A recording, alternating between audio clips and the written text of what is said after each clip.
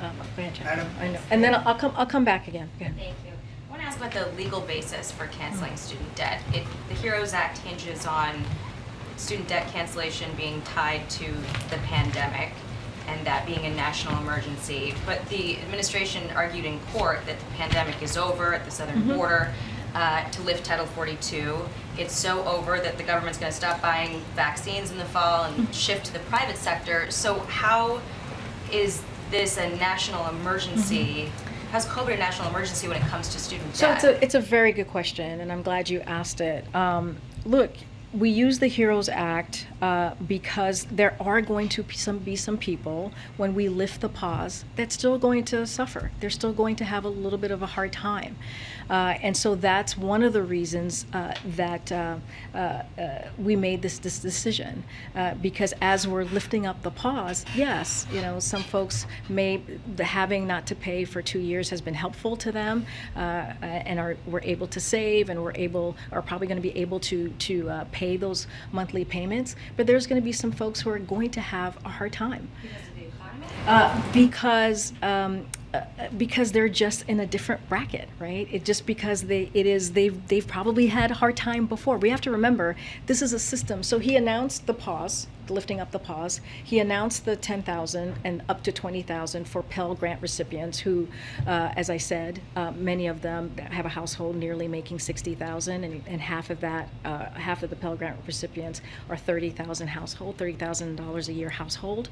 And so the other piece of that is a reform, right? Reforming the system as well, so we can help nurses, so we can help construction workers, so we can help firefighters, and making sure that their payment are cut in half as well. Because these are some of our first respondents, right, who also suffered so much from the past 2 years. So he wanted to make sure he gave them a little bit of relief, understanding that some folks are just going to have a little bit of a harder time, even though we're coming out of a pandemic and the economy has been turned back on because of the work that this president has done. That was another thing I was going to mention. I mean, the president often says that we're not in a recession because we've got, record job market, record low unemployment, businesses investing in America at record rates. So why are those appropriate conditions to forgive student debt? Well, thank you for laying out all the work that the president has done. That is 1,000% correct. But we've also said that we know that some people are still suffering. You've heard us say that too. Yes, the economy can be turned back on, and we've created, to what you've just laid out, nearly 10 million new jobs since the president took office. That matters.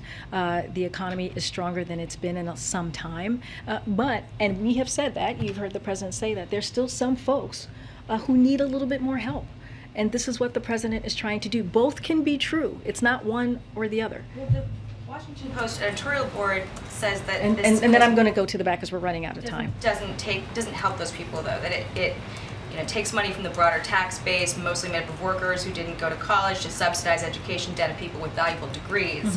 So sort of rebutting what you had just said. But beyond that, there are critics who are saying that this is not about the pandemic, it's not about those conditions, that this is about getting people to vote ahead of the midterms, and that the real national emergency is Democrats in the midterm elections. Well, I mean, I disagree with everything that you just laid out. I was just asked a question by some Democrats who are saying that they're not happy with this, right? Who are criticizing this. And we have said we're not going to make everybody happy. And so if we are not making everybody happy, you cannot say that, that what you just laid out is certainly cannot be the case either. Look, here's what I will say, and this is just what we have laid out about this program. This is historical, what we're doing. It has never been done before. When you look at the system is broken. And we're trying to reform it so that we can help people who really need it. The way that this president has done this, he's done it in a targeted way, so it helps. It doesn't give a penny to anybody making more than 120. Let me finish. More than 125,000. And if you look at the Pell Grant recipients, we're talking about people, again, and I've said this multiple times in this briefing room today, and we said it multiple times yesterday, $60,000 household. We're talking about $60,000 household. And cut in half, right? There are people we're talking about people, Pell Grant recipients that are at $30,000 households. I mean, that's the people that we are going to help. Again, nurses, construction workers, when you think about the reform. I mean, we've just gone back. You've made your point. I've made my point. I'm going to move on because we are actually running out of time.